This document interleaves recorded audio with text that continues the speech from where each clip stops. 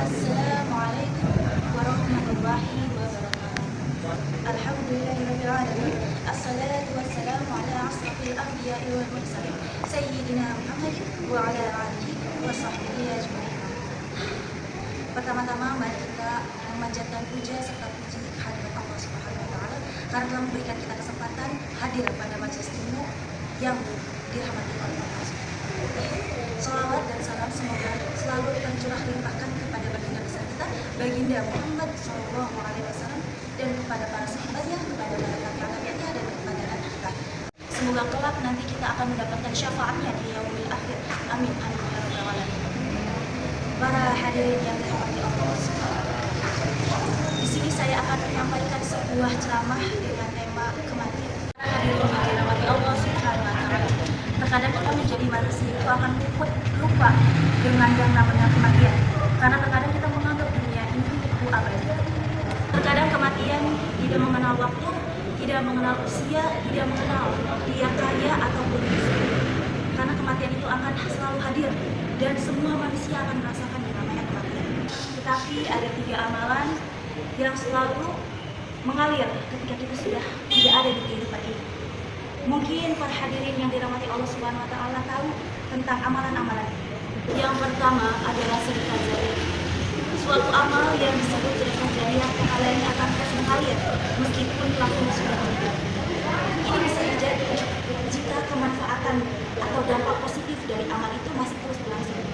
Sebagai contoh, seseorang di masa hidupnya telah menyumbangkan sebuah bangunan sebagai wakaf untuk kepentingan umum seperti masjid, musola, sekolah, pesantren, ataupun rumah. Selama bangunan itu masih digunakan untuk kegiatan yang positif dan manfaat yang jelas, maka selama itu juga pahala yang akan terus mengalir kepada penyumbangnya meskipun penyumbangnya telah meninggal. Pertanyaannya, apakah sedekah jariah ini hanya dapat dilakukan oleh orang kaya saja? Karena yang kita tahu, jika membangun sebuah bangunan itu pasti membutuhkan biaya. Misalnya, tentu saja tidak, para hadirin. Semua orang memiliki kesempatan yang sama untuk beramal jariah. Jika orang kaya bisa beramal jariah dengan hartanya, maka orang miskin bisa beramal jariah dengan tenaga atau fisiknya, atau bisa juga dengan harta, meski tidak sebesar orang kaya. Seorang buruh bangunan yang sedang membangun sebuah masjid misalnya, dia tidak mendapat upah yang layak atas suatu alasan, tetapi dia ikhlas dan bahkan melanjutkan kekurangan dari upahnya sebagai sumbangan.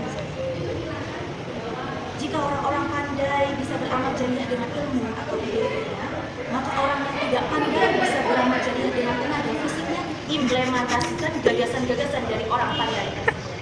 Orang-orang tua yang sudah tidak punya harta yang cukup, tenaga fisik juga sudah lemah, gagasan-gagasan cemerlang yang masih beramal jariah dan memberikan dorongan semangat kepada yang pada muda-muda untuk menghasilkan karya yang bermanfaat. Yang kedua, para hadirin yang hadirah yang dirahmati Allah, yaitu amal ilmu yang bermanfaat. Maksudnya ilmu yang bisa memberikan manfaat kepada diri sendiri maupun kepada orang lain untuk menyelamatkan dunia dan akhirat.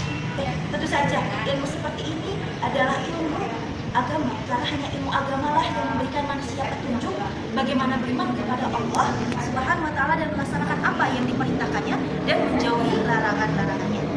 Namun demikian, tidak berarti bahwa seseorang secara otomatis telah memiliki ilmu yang bermanfaat ketika telah mendapatkan ilmu agama yang puas. Justru letak kemanfaatan ilmu ada pada pengalamannya. Seseorang yang memiliki ilmu agama tapi tidak diamalkan, maka akan menjadi bumerang bagi orang itu sendiri.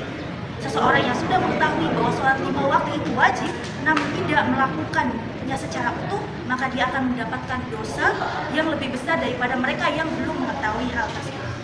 Rasulullah bersabda bagaimana diriwayatkan oleh Ibnu Hibban. Barang siapa yang menyembunyikan sesuatu ilmu yang ia ketahui, maka Allah akan mengekang pada hari kiamat dengan kekang api neraka. Dan yang terakhir, amal yang terakhir yang mungkin selalu kita doakan untuk anak-anak kita menjadi anak-anak yang soleh. Jadi amal yang terakhir itu adalah amal anak yang soleh. Jadi jika kita memiliki anak yang soleh dan mampu mendoakan kita agar senantiasa mendapatkan pertolongan dan ampunan Allah, maka anak soleh ini menjadi amal kita yang pahala mengalir oleh kepada orang tuanya yang sudah meninggal. Doa yang tidak asing di telinga kita, yaitu Bismillahirrahmanirrahim. Rabbighfirli wali walidaya warhamhuma kama rabbayani shaghira. Yang artinya, ya Allah, ya Tuhanku, ampunilah aku dan kedua orang tuaku, dan kasihanilah keduanya sebagaimana mereka mengasuhku sejak kecil. Demikian mungkin ceramah pada siang kali ini. Itu adalah 3 amal jariah yang harus kita ingat. Dan jangan kita lupakan juga, kematian akan terus datang menghampiri kita.